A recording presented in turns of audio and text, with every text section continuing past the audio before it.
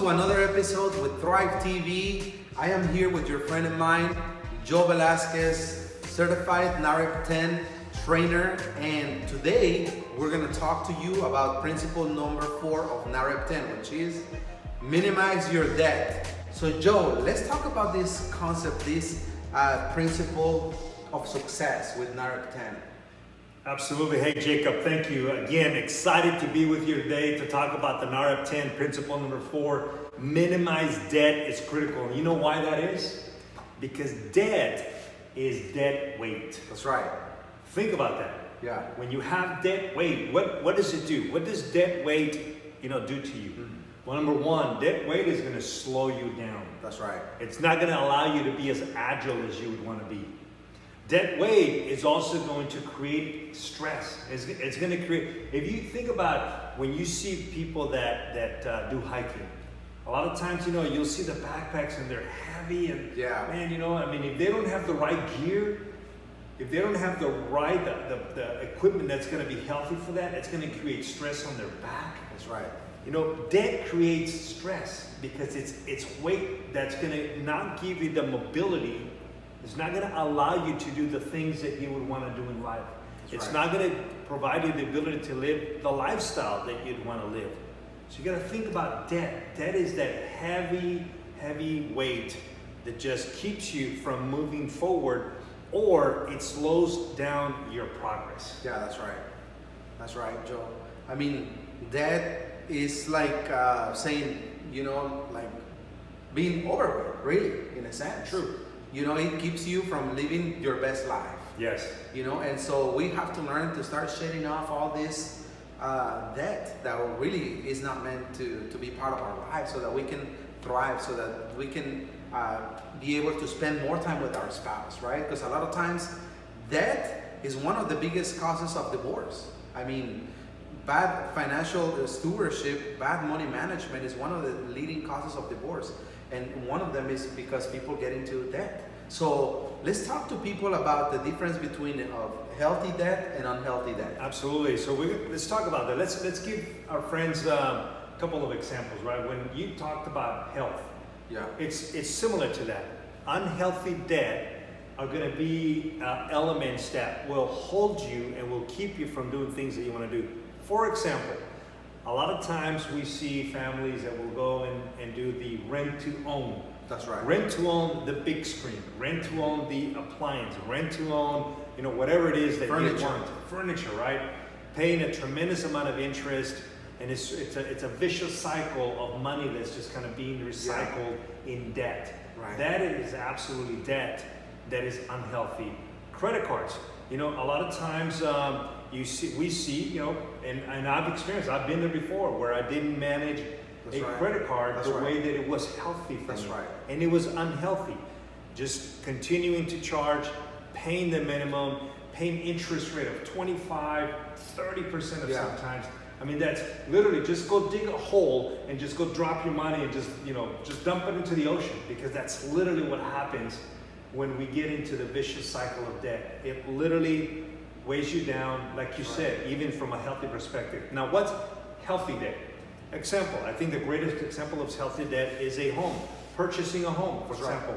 Yes, it's a debt, it's long-term, it could be 10 years, 15 years, 25 years, 30 years, but think about that. And yes, you may pay some interest. That's just part of the process, you're gonna pay some interest. But think about what happens to that property. It becomes an asset. That's correct. And that asset historically will appreciate in value. That's right. So now you have debt that's helping you create wealth. It's providing a place for you and your family, a protection. It's a place where you call home. But think about that in the long term, a home, which is again healthy debt, has provided means for families to pay for their sons and daughters to go to college. That's right. Because of the equity that's been in there. That's right. So we have to be conscious about, what is healthy debt that I want to get into and it's good for me, and what is unhealthy debt that's going to continue to deteriorate my financial future. Yeah, that's right. I mean, we hear sometimes of people that because they don't manage their finances properly, they go and get like a cash advance, right? And then those people are charging them outrageous interest rates. Yes. And so I love how you're giving people those practical examples of what to stay away from But like you said, I mean, healthy debt. I mean, maybe you go buy a rental property, right? You buy a rental property, you save money. On one of the previous episodes, we talked about the importance of being able to do that. And so, for example, you go buy a rental property, right? And you put 20% down for that property. And then you go rent it to somebody, and then they're gonna pay off that property for you, right? They're gonna pay the interest, they're gonna pay money to the principal. Next 10, 15, 20 years, that property will double in price, right? And it'll be paid off, and you're the owner. And so that's a prime example of how you leverage interest, debt for your advantage. So it's just make sure that interest is working for you and not against you. That's a great example of healthy debt. It's gonna build up your bank account. It's gonna build up your wealth portfolio, Right. and it's gonna give you the ability to free up and have cash flow. Cash flow is gonna give you the ability and the freedom to go out and invest, be more generous, and do the things that you want to do in life. That's right. Why don't we talk about some of the practical ways? Because this is always, the question is, well, how do I get out of debt? I am up to my eyeballs. I don't know what to do.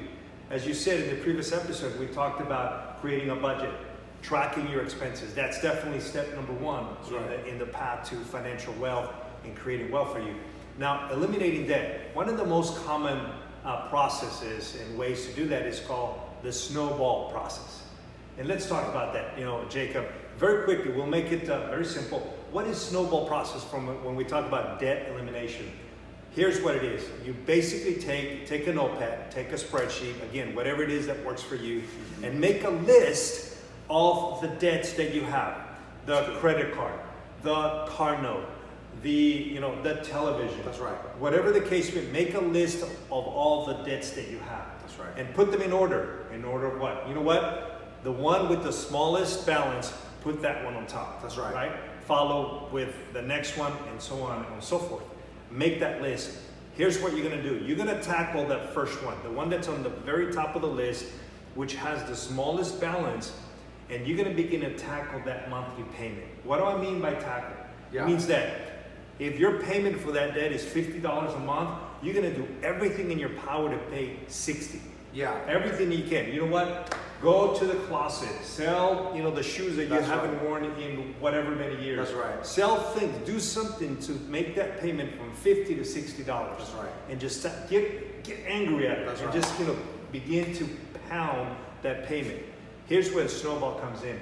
Once you pay that off, you take that $60, and guess what? You apply that. You add it to the payment of the next debt you had in That's mind. right. And Jacob, when you do that, there's a compounding effect that happens. That's right. Mathematically, this is not theory, this is numbers. That's right. Mathematically, you'll be able to eliminate, not only minimize, but you'll be able to eliminate your debt in a lot faster way than you would by paying the monthly payment one at a time. And I love what you're saying, because that means that basically I paid off my smallest debt and now I have $60 extra per month. Right? Exactly. So I'm not giving it to the bank. So that doesn't mean I get to go and party with those $60. Yeah, don't right? go spending that $60. Don't go spending it. Stay on track. So I love that you talked about the debt snowball, because there's two methods: the debt snowball and the avalanche effect, right? So it has been proven statistically that this debt snowball is more effective. Why? Because it allows you to put some wins under your belt, right? Yeah. Think about this. It's like going up on a ring on a boxing match, right? And you are literally fighting with all these different boxers, right?